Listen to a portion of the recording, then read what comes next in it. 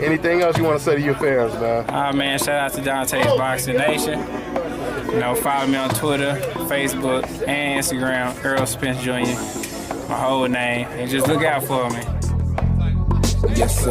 Let me dig into your brain, folks falling like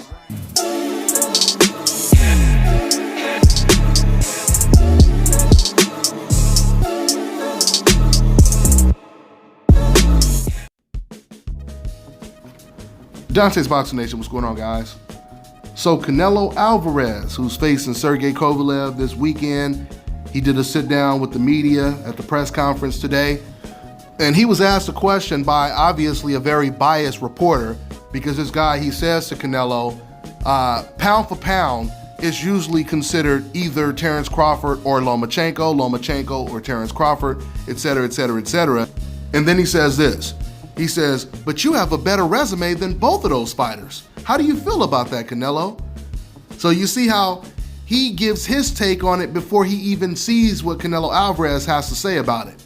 He's already trying to coach Canelo Alvarez into answering it the way he wants it to be answered. And it worked, because the first thing Canelo Alvarez said was, well, yeah, you said it yourself. You're right. I have a better resume. I always fight number one. And then he said this. He said, I think those are just people that don't like me. No matter what I do, they're not going to put me at number one. This is what Canelo Alvarez said. This is the first thing I want to say, or the first question I want to ask. Let me ask you, who would you consider more popular? Terence Crawford, Lomachenko, or Canelo Alvarez? The answer would clearly be Canelo Alvarez, right? When Canelo Alvarez vacates his belt and literally gives the belt to Jamal Charlo to avoid him, his hope insurance kicks in, and fans, they defend his actions. Because we already know, if it was Terence Crawford who pulled a move like that, if Jose Benavidez, for example, was Terence Crawford's mandatory, and Terence Crawford, he said, you know what, I'm gonna go ahead and give up this belt and I'm gonna fight someone else. So in other words, Crawford gives his belt to Jose Benavidez and he never fights Benavidez to get the belt back. Do you guys know how that would be perceived? I mean, I remember when fans were accusing Terence Crawford of ducking Victor Postal. Right after they accused him of doing that, he came out and he dominated Victor Postal. Now, I remember when these same fans that defend Canelo Alvarez were accusing Terence Crawford of ducking the gold medalist Felix Diaz. He went in there and obliterated Felix Diaz. You know, a lot of people don't know the difference between the two words popular and famous. Do you guys know the definition of popular? It basically just means someone who's liked, admired, or enjoyed by many people. Famous, on the other hand, it means you're known by a lot of people.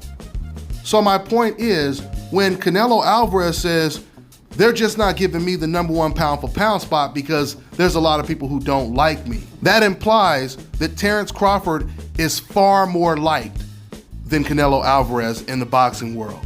Lomachenko is far more liked than Canelo Alvarez. Does that logically make any sense?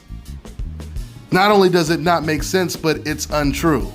We know what time it is at the end of the day, so Canelo can't use that excuse. The reason why most people don't have Canelo Alvarez as pound for pound, because he's not pound for pound. And I'll break it down with stats and facts. Canelo Alvarez and the reporters that were interviewing him, they were telling Canelo that he had the best resume, and of course he was like, yeah, you're right, I have the best resume. The first thing we have to stop doing is giving Canelo Alvarez credit for losing to Floyd Mayweather. Just because you have a great fighter on your resume, you can't use that loss to enhance your pound for pound status. It does not work that way. Canelo Alvarez does not have a better resume than Lomachenko or Terence Crawford. Being pound for pound one of the best fighters in the world is simply based off of dominance, resume, and skill set. And when it comes to Canelo Alvarez, whenever he was in there with a very, very tough opponent, he struggled. He never dominated them. He never beat them without controversy. The biggest names that Canelo Alvarez has been in the ring with is Floyd Mayweather. He lost to Floyd Mayweather. Edeslani Lara, people believe he lost to Edeslani Lara, Austin Trout, even Roberto Garcia, a guy who's a strong Mexican and Canelo Alvarez fan. He said that fight could have been a draw. So only one left, and that's Gennady Golovkin. The first fight, people believe that Golovkin won the fight. Even the second fight, even though I believe Canelo won the rematch, you got a lot of fans saying that Golovkin won the rematch as well. So there is no dominance when it comes to Canelo Alvarez when he stepped up in competition. When you look at Lomachenko, for example, Lomachenko, he beat pound for pound one of the best fighters in the world who was aggressively calling him out. He was basically like the Jamal Charlo to Canelo Alvarez for Lomachenko, because he was constantly calling him out. Lomachenko took the challenge and he dominated Guillermo Rigo. Lomachenko got in there with Nicholas Walters, dominated him. He got in there with Gary Russell Jr. and he beat him without any controversy. So there's no way Canelo Alvarez can say he has a better resume than a Lomachenko. There's no way he can say he has a better resume than Terence Crawford. Terence Crawford, he moved up, and in every single weight class Terence Crawford moved up in, he went after all of the champions and he went after all of the biggest challenges. He unified all the belts at 140. If you compare what Terence Crawford did at 140 to what Canelo Alvarez did at 154, Canelo Alvarez, when he was at 154, the champions were both of the Charlo brothers, Demetrius Andrade, and Canelo Alvarez fought none of them. He fought none of them. And they were aggressively calling him out. And this is when Canelo didn't even have a belt, guys. Think about that. You would think a boxer who doesn't have a belt, he's not a champion in this division, you would think his main goal is to become champion and become the best fighter in that division, right? But not Canelo Alvarez. He didn't want a belt when Demetrius Andrade and the Charlo brothers had the belts. But guess what? When Demetrius Andrade was stripped of his belt, then all of a sudden he was willing to fight, who was it? What's his name again? I'm forgetting his name. Liam Smith. He was willing to fight Liam Smith for the same belt that Demetrius Andrade had before. Now this is extremely ironic because the same champions, or some of the same champions that were at 154, are at 160. Now you have Jamal Charlo, the WBC champion, Demetrius Andrade, the WBO champion, and Canelo Alvarez still doesn't want to fight any of them. Canelo just recently said he doesn't like Andrade's style and, he's boring and et cetera, et cetera. It's not going to be a challenge for him.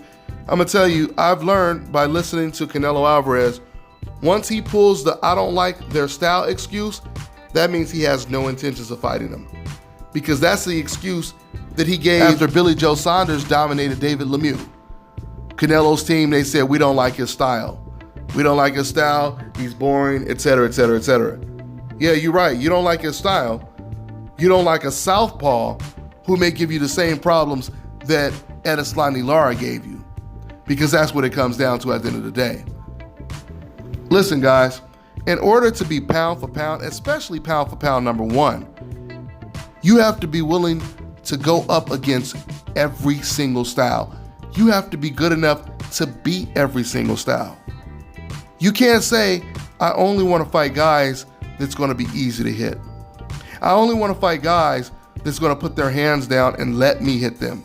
They're not supposed to let you do anything. I'll close out with saying this. If Canelo Alvarez were to clean up the 160-pound division, if he were to unify all the belts, then he could have a claim to being pound for pound the best fighter in the world. If Canelo Alvarez would have beat Floyd Mayweather, then he could say, if y'all don't give me pound for pound now, y'all must be hating on me. Then you could say something like that. But he hasn't done either one, guys. He hasn't done either one. And just so you guys can understand the climate of the situation, this is not me just saying this. Even if you guys watch the Spanish sport networks that talk about Canelo Alvarez, they're saying the same things that I'm saying about him.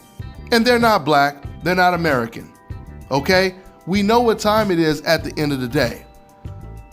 If Canelo doesn't want to be criticized, he needs to do what's right. The crazy thing is, Canelo always looks like he's about to start dominating. He's about to fight everyone. He always takes one step forward and then he takes 2 steps back. He fought Danny Jacobs, but once again, Danny Jacobs has 2 losses and he's been knocked out before. Not on the same level as a Demetrius Andrade or a Jamal Charlo, and that's why he's not fighting them. One more time, when it comes to Terence Crawford, Terence is going after everyone. Terence, he wants Errol Spence, who was the biggest boogeyman before Terence Crawford hit the 147-pound division. He wants all the smoke. Canelo Alvarez is doing the complete opposite at 160. So how can he be pound for pound number 1 and best fighter in the world? That's a rhetorical question. That's all I got for now, guys. I'm on to the next one.